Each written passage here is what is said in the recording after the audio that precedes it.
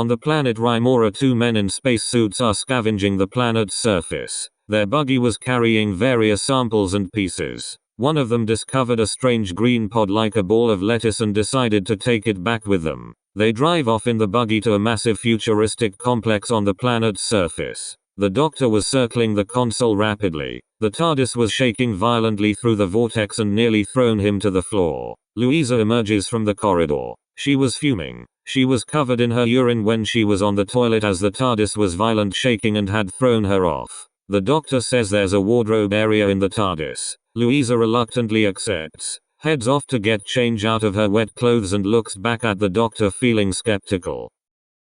In a botanical garden filled with students, Dr. Rabin is teaching them about various wild and colorful plants from different galaxies. Most of them were extinct and what they obtained were the last surviving ones. He also mentions that they are poisonous. They could produce a toxin that enter the eyes and nostrils. Some had spikes on various parts and when touched they release a venom into the host's bloodstream. One of the students, Vali, is busy eyeing a blonde girl with blue eyes called Mudan. Dr. Rabin points out Vali and asks him which one of the plants can bloom in how many years. Vali fluffs his answer as he wasn't paying attention at all and Dr. Rabin coldly asks him to leave the botanical garden. Vali shamefully walks off and returns to his quarters where his roommate Moshe has been saying that he's been planting cameras in the girls' quarters to get some action from his own bed. Vali is intrigued by this but wonders how long anyone will notice. He mentions to Moshe that he tried to attract Mudan's attention for the 7th time but comes to a little realization that he's invisible to her and pines for her love. Moshe says she's seeing the brainless jock Bannon and doesn't see a bedroom nerd to be her lover. Vali lies back on his bed still thinking of another way to get Mudan's attention and steer her away from Bannon. The TARDIS lands and Louisa quickly races to the doors. The Doctor tells her to wait because he isn't sure if there's any breathable atmosphere but Louisa just walks out and was a bit baffled. The TARDIS landed in a janitor's cupboard and the Doctor wanders out following her. They walk through the corridors looking at students passing by and seeing professors teaching them botany. Dr. Ngado approaches the Doctor and Louisa asking if they are here to sign up. The Doctor asks about this place. Dr. Ngado gives a brief explaining that the planet Rymora was desolate and the Oztach Corporation had funded and built this complex to bring botany a more prominent role in scientific education. The Doctor is surprised by this and asks if he could get a guided tour. Dr. Ngado agrees to this but his workload is a main priority but recruits the janitor Doma to show him round. Doma knows this place front to back but his IQ is vastly limited. Doma shows the Doctor round the botanical gardens, classrooms, study rooms and the dorm rooms. Doma accidentally opens one of the dorm doors only to walk in on Bannon and Mudan having sex. Bannon gets angry at the intrusion and throws a used condom at Doma in rage. Meanwhile Louisa is hanging out in the corridors, looking at lockers and posters saying space-age environmental stuff. A guy walks up to her and introduces himself as Krieg. They do small talk and ask where they're from. Louisa says Earth. Krieg points out that Earth is just a made-up planet invented for the media but Louisa tries to prove him wrong but he wasn't buying it. Louisa cheekily mentions she worked in the adult film business which causes Krieg's mouth to open wide in shock and suggests they should get to know each other a bit more in private. Krieg takes Louisa to his dorm where they proceed with intercourse using positions including missionary and doggy style. All the while Moshe is in his dorm watching them and masturbating.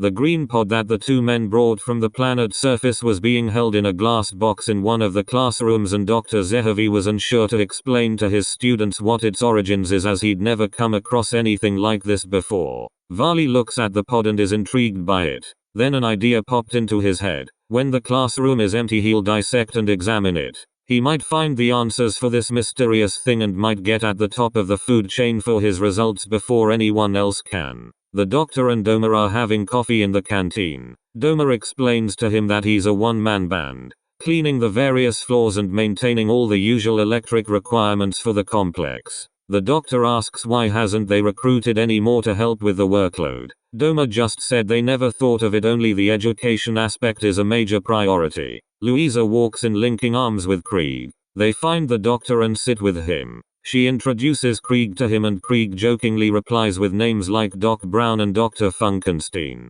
The Doctor asks how the two met. Krieg explains he gave her quite a welcome and stands up thrusting his groin in front of them.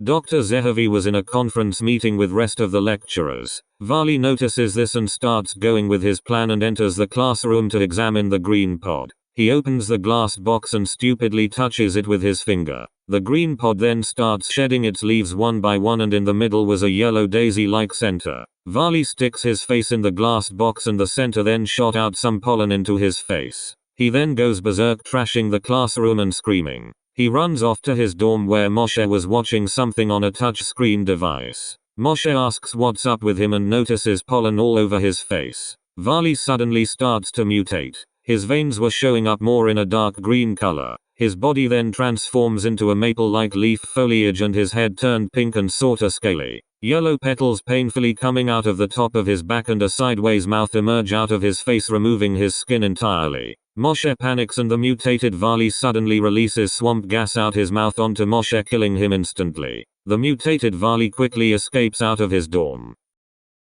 The doctor and Doma are walking through the corridors. Then they hear something in the ceiling. Doma suspects it's probably pipes, but they both start hearing movement and Doma get a brush to hit the ceiling. Then a ceiling tile drops to the floor and Doma investigates. Suddenly the mutated Varley grabs hold of him and pulls him up. The doctor quickly grabs Doma's legs to retrieve him, but his top half was gone, leaving his bottom half in the doctor's hands. The doctor runs in the opposite direction down the corridor and tries to warn everyone. Dr. Ngado was in a meeting when the doctor bursts in saying they all need to evacuate. Dr. Ngado tries to silence the doctor but gets interrupted by the mutated Varley and suffers the same fate as Doma. The doctor orders them to run. He sees the mutated Varley still in the ceiling and realizes what he's mutated into. A vervoid. The doctor had a vague recollection of them from his trial by the Time Lords and decides to leave. The vervoid hopped out of the ceiling and was in the complex ready to hunt for prey.